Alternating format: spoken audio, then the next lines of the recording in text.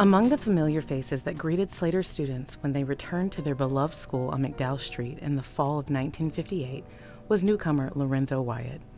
A native of Alabama, he brought his young family to Bristol to accept a position as Slater's principal, and during his 7-year tenure there, had a profound impact on the school's academic standards and the day-to-day lives of both students and faculty.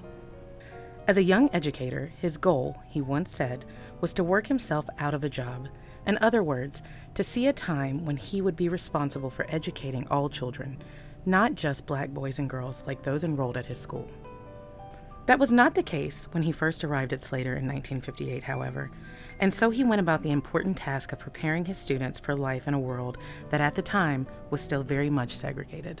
This was our lifeline to better living, getting off McDowell Street, maybe going to Middlebrook or Tennessee Hills. You know, that's what they taught here at Slater. You don't always have to be down.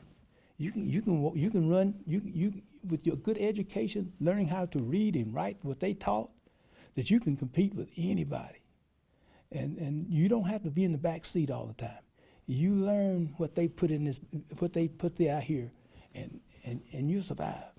You'll be able to pay the rent, go to the doctor, buy clothes, have cars, nice homes and things. But that's what they taught us here at Slater. Don't give up. Put your heels in the dirt and hold on.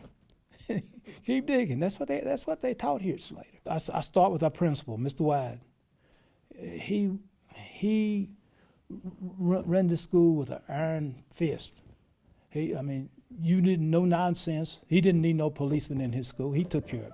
With Mr. Wyatt at the helm, Slater School became the center of the black community, a treasured place where teachers and the school staff prepared students academically and oftentimes took care of their most basic needs. The teachers, the principals, the staff, right on down to the maintenance folks, they took care of us. Again, I remember that we had a lunchroom, and you ate for a quarter. But if you didn't have a quarter, no child was turned down. They fed us. They fed us. We didn't have running water, a lot of us, in our homes or bath facilities.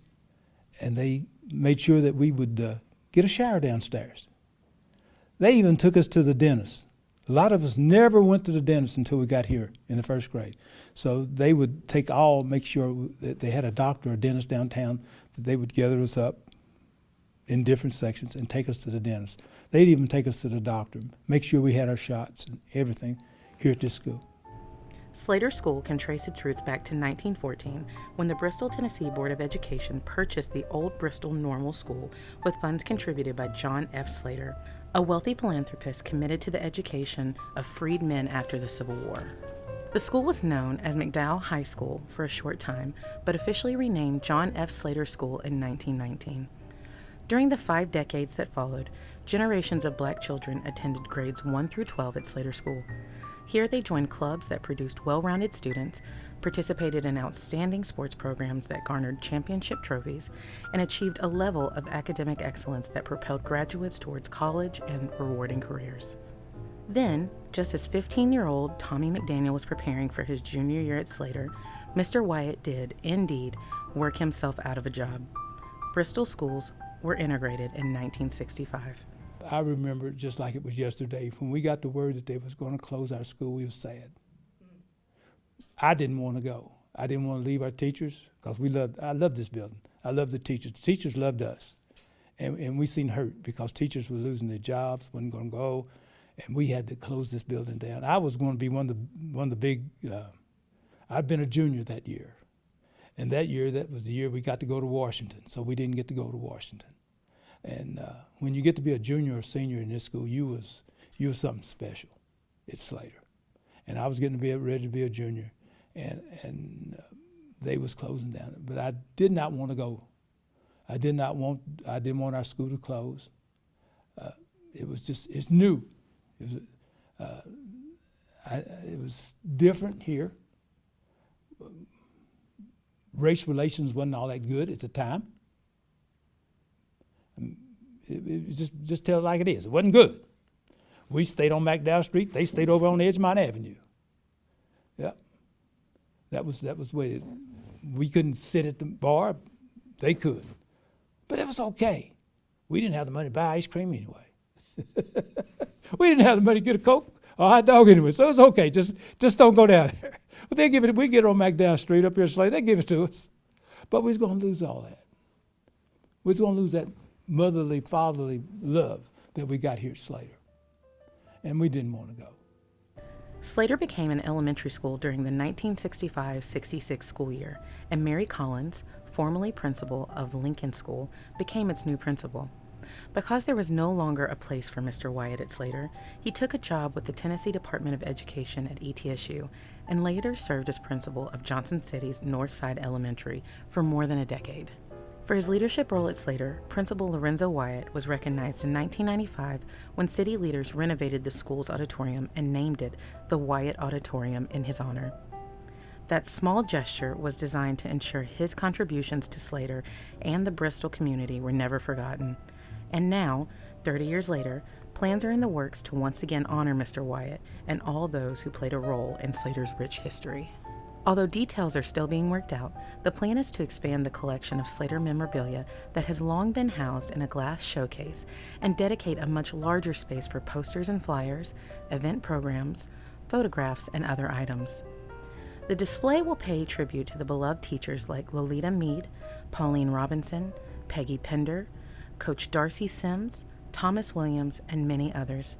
Mr. Duff, who oversaw the maintenance of the building, and Mrs. Duff, who helped prepare a delicious lunch each day, will also be included.